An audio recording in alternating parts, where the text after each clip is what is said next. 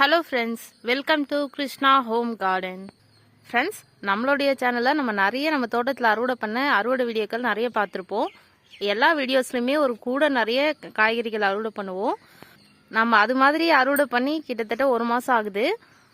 இப்போ சம்மர் வெயில் பட்டையை கிளப்பிட்டு இருந்தது. இப்போ தான் சமீபத்தில் ஒரு மழை பெஞ்சுது. அதுக்கப்புறம் தான் இப்போ செடிகள் எல்லாமே கொஞ்சம் நல்லா தேறி வந்துட்டுருக்கு.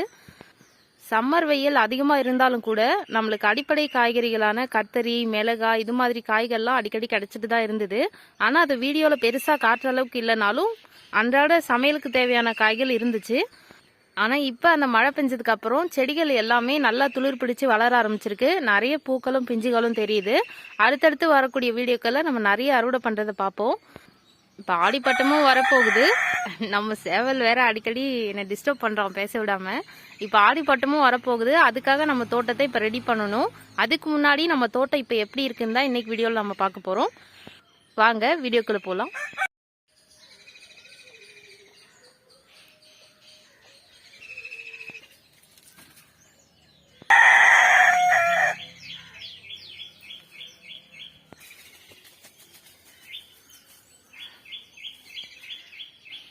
ஃப்ரெண்ட்ஸ், ஃபஸ்ட்டு இந்த வாழை தோட்டத்துலேருந்து ஆரம்பிச்சிருவோம். இங்கே தான் இந்த பெரிய பலாமரம் இருக்குது.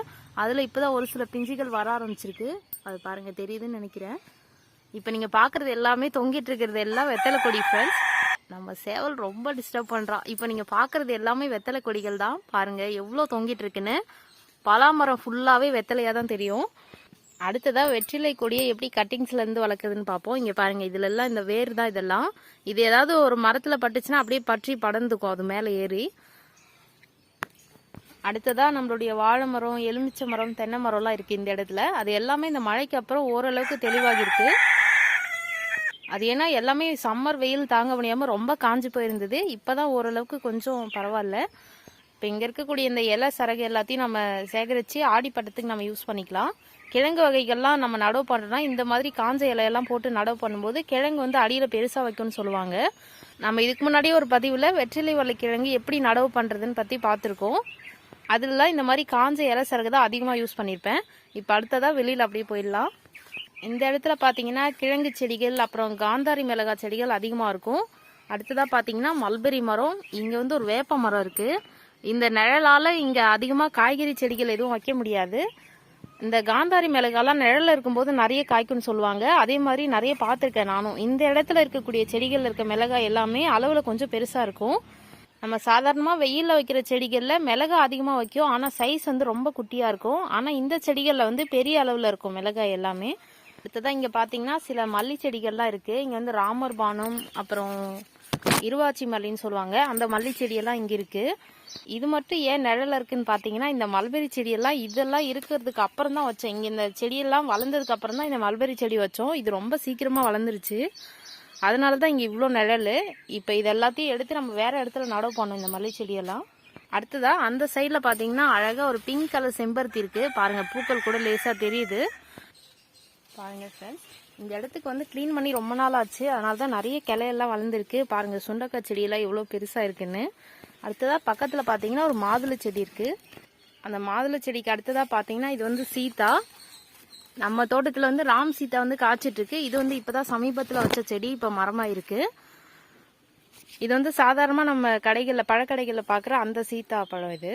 அடுத்ததாக பக்கத்துலேயே பார்த்தீங்கன்னா பேரிச்சை, இதுவும் நல்லா போயிட்டுருக்கு. இது விதையிலேருந்து வளர்த்தது தான். அடுத்ததாக பக்கத்தில் ஸ்டார் ஃப்ரூட். இது சின்ன செடியாக வச்சது இப்போ நல்லா பெருசாக மரமாயிடுச்சு ஃப்ரெண்ட்ஸ். ஓரளவுக்கு சின்ன மரமாக இருக்குது. பார்த்தீங்கன்னா இப்போ நிறைய பிஞ்சுகள் பூக்கள்லாம் வந்துட்டுருக்கு. அடுத்ததாக இங்கே கொடி பசலை இருக்குது. இங்கே நிறைய களைச்செடிகளையும் நான் எடுக்காமல் விட்டுருக்கேன். அது எதுக்காகனா, இதையெல்லாம் நம்ம ஏதாவது கொடி வகை காய்கறிகளை படர விடுறதுக்கு யூஸ் பண்ணிக்கலாம். இதை இந்த செடியை வேப்ப மரத்தில் ஒரு கயிறு போட்டு கட்டிட்டோம்னா அதுலேயே ஒரு கொடியை படர விடலாம் நாம். அடுத்ததாக இந்த கத்திரி செடி நம்ம க்ரோபேக் கார்டன்லேருந்து அண்ணாமலை கத்திரி செடி. இதை இப்போ க்ரோபேக்கில் இது ரொம்ப பெருசாக வளரலை, அதனால் வெளியில் வச்சுருக்கேன். பாருங்கள், இதில் புதுசாக இப்போ காய்கள்லாம் வர ஆரம்பிச்சிருக்கு. அடுத்ததாக சப்போட்டா. இதை வச்சு அநேகமாக ஒரு 2-3 வருஷம் இருக்கும்னு நினைக்கிறேன். ஓரளவுக்கு இப்போ தான் நல்லா வளர்ச்சி காட்ட ஆரம்பிச்சிருக்கு. 2 வருஷமாக இந்த செடி வளரவே இல்லை. இப்போ தான் ஒரு 6 மாதமாக நல்லா வளர்ந்துட்டு வருது. அடுத்ததாக பப்பாளி. பாருங்கள் ஃப்ரெண்ட்ஸ், இதில் நிறைய காய்கள் வர ஆரம்பிச்சிருக்கு. சமீபத்தில் ஒரு வீடியோவில் கூட இதை காமிச்சிருப்பேன். நிறைய கிளைகளோடு இருந்தது. அது வந்து காற்றுல ஒவ்வொரு கிளையாக உடஞ்சிருச்சு. அப்படி இருந்தும் பாருங்கள், அடியில் காய்கள் பழங்களோடு இருக்குது. பாருங்கள் ஃப்ரெண்ட்ஸ், நேற்று கூட இதிலேருந்து ஒரு பழம் அறுவடை பண்ணோம். இப்போ வந்து பழக்காய்கள் இருக்குது. அடுத்ததாக இந்த முருங்கை, இது வந்து செடி முருங்கைன்னு தான் வச்சேன். ஆனால் மரமாயிட்டே இருக்குது, இன்னும் காயே வரல. பூக்கள் வருது, ஆனால் எல்லாமே உதிர்ந்து போயிடுது. அதில் வந்து சரியாக பாலினேஷன் நடக்கலன்னு நினைக்கிறேன். அதனால தான் எல்லாம் கொட்டி போயிடுச்சு. அடுத்ததாக பக்கத்தில் வந்து அத்தி மரம் இருக்குது. இந்த மரமும் அந்த சப்போட்டா செடி நடவு பண்ணும்போது நடவு பண்ணது தான். ஒரு 3 வருஷம் ஆகியிருக்கும். இப்போ எல்லாம் இலையெல்லாம் கட் பண்ணி விட்டேன். அதுவும் இல்லாமல் சம்மர் வெயில் தாங்காமல் இலையெல்லாம் கொட்டி போயிடுச்சு. இப்போ தான் திரும்ப துளிர் வர ஆரம்பிச்சிருக்கு. அடுத்ததாக பார்த்தீங்கன்னா நம்மளுடைய இருமடி பாத்தி. இங்கே 2 பாத்தி இருக்குது. ஆனால் பாத்தி தான் எங்கே இருக்குன்னு தெரியாத அளவுக்கு நம்ம கோழிங்க எல்லாம் களைச்சி விட்டுருக்காங்க. ஆடிப்பட்டத்துக்கு முன்னாடி இதுக்கு எல்லாம் உரம் போட்டு இந்த பாத்தியெல்லாம் மறுபடியும் ரெடி பண்ணணும். அடுத்ததாக பார்த்தீங்கன்னா இங்கே வந்து ஒரு ஹைப்ரிட் செம்பருத்தி இருக்குது. இது லைட் பிங்க் கலரில் நம்மளுடைய வீடியோட இன்ட்ரோலெல்லாம் நீங்கள் பார்த்துருக்கலாம். அதில் அழகாக பெரிய கலர் லைட் பிங்க் கலரில் ஒரு செம்பருத்தி பூ இருக்கும். அந்த செடி தான் இது. அடுத்ததாக இங்கே ஒரு பப்பாளி மரம் இருக்குது. இதுவும் நல்லா காய்ச்சிட்ருக்கு ஃப்ரெண்ட்ஸ். ஆனால் நம்ம இந்த பெரிய மரத்தில் இருக்கக்கூடிய பழங்களை விட இந்த மரத்தில் இருக்கக்கூடிய பழங்கள் ரொம்பவே டேஸ்ட்டாக இருக்கும். அடுத்ததாக இந்த சைடு தோட்டத்தில் பார்த்தீங்கன்னா நிறைய கருவேப்பிலை செடிகள் இருக்குது. அப்புறம் கனகாம்பரம் பாருங்கள், மஞ்சள் கனகாம்பரம்லாம் எவ்வளோ அழகாக இருக்குன்னு. இந்த சைடு போகியே ரொம்ப நாள் ஆச்சு ஃப்ரெண்ட்ஸ். இது எல்லாத்தையும் க்ளீன் பண்ணிவிட்டு அந்த தோட்டத்தை பற்றி தனியாக ஒரு வீடியோவில் பார்ப்போம். அடுத்ததாக பக்கத்துலேயே பார்த்தீங்கன்னா நான் ஏர்லைரிங் போட்டு வளர்த்த எலுமிச்சம் செடின்னு இதை வந்து ஒரு சில வீடியோக்களில் காமிச்சிருக்கேன். இப்போ வந்து இதுலேயும் பிஞ்சுகள் பூக்கள்லாம் வர ஆரம்பிச்சிருக்கு. பாருங்கள் ஃப்ரெண்ட்ஸ், குட்டி குட்டியாக பிஞ்சுகள் தெரியுது பாருங்கள்.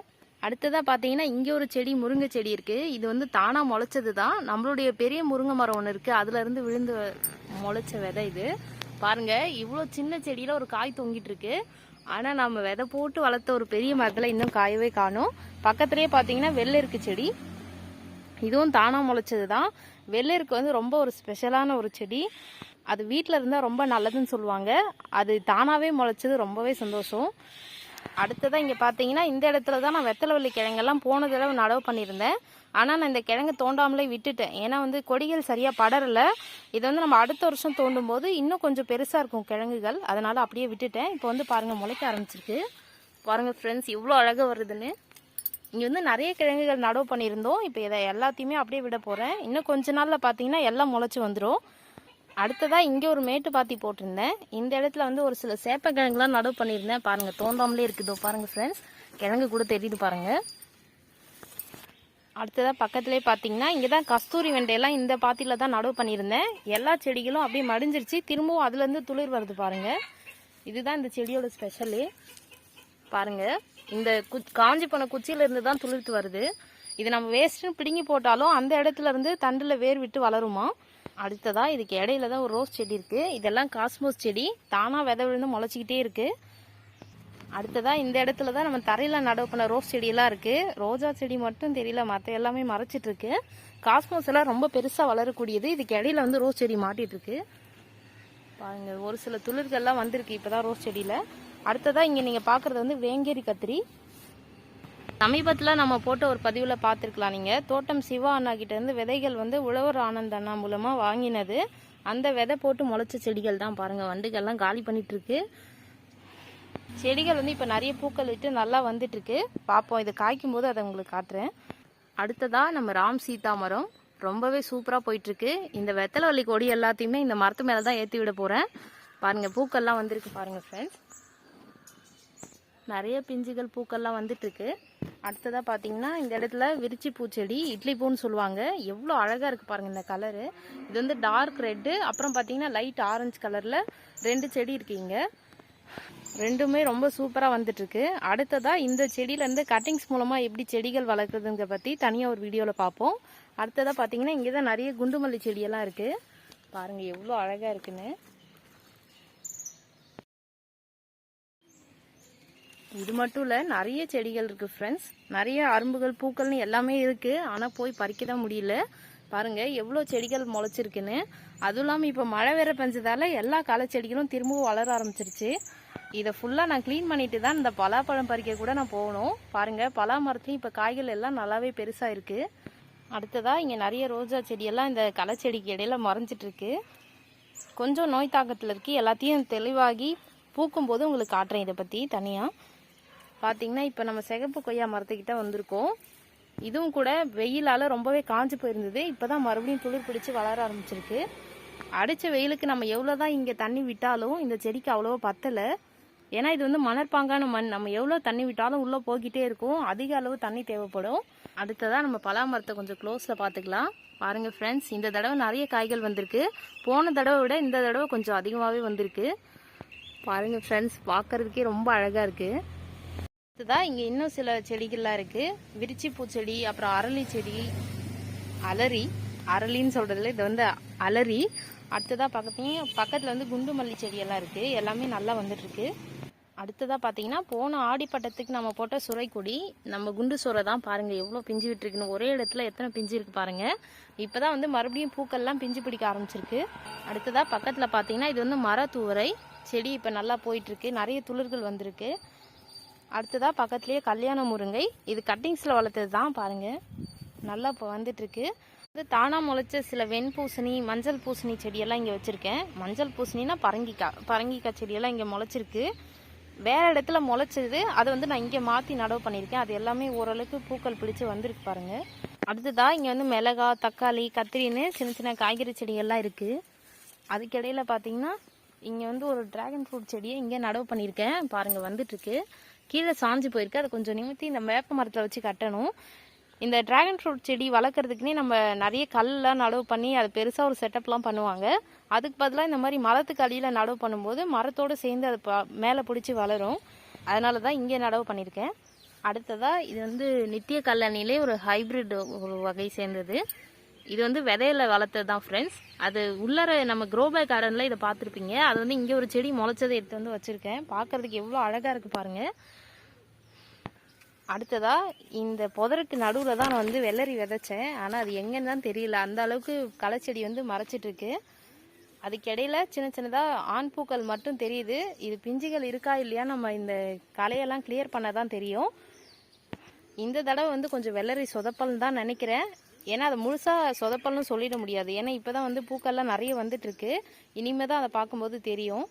அடுத்ததாக இங்கேயும் மிளகா, கத்திரி செடியெல்லாம் இருக்குது. மழைக்கு அப்புறம் பாருங்கள் ஃப்ரெண்ட்ஸ் எவ்வளோ செடிகள் வளர்ந்துருக்குன்னு. இதில் நிறைய களை வைக்கிற செடிகளும் இருக்குது. ஓகே ஃப்ரெண்ட்ஸ், இன்றைக்கி வீடியோவில் நம்மளுடைய தோட்டத்தை பற்றி ஓரளவுக்கு பார்த்துருக்கோம். இன்னும் க்ரோபேக் கார்டனை பற்றி நம்ம அடுத்ததாக ஒரு பதிவில் பார்ப்போம். இன்னும் நம்ம தோட்டத்தை முழுசாக சுற்றி பார்க்கல. இருந்தாலும் நம்ம இன்னும் கொஞ்சம் அறுவடைலாம் பண்ணும்போது எல்லாத்தையும் ஃபுல்லாக பார்ப்போம். Okay friends, thank you. Thanks for வாட்சிங்.